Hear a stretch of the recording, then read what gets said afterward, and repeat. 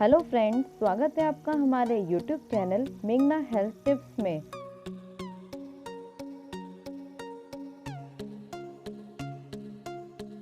दोस्तों, आज हम इस वीडियो में बात करेंगे प्रेगनेंसी टेस्ट के बारे में।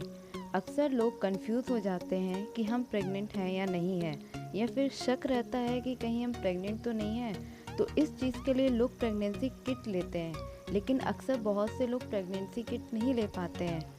आज मैं उन लोगों के लिए एक नया ट्रिक बताऊंगी कि कैसे आप अपने प्रेगनेंसी को देख सकते हैं, कैसे आप पता कर सकते हैं कि आप प्रेग्नेंट हैं या नहीं। दोस्तों, आज मैं आपको कुछ होम रेमेडीज से प्रेगनेंसी टेस्ट करने की ट्रिक बताती हूँ। तो चलिए देखते हैं।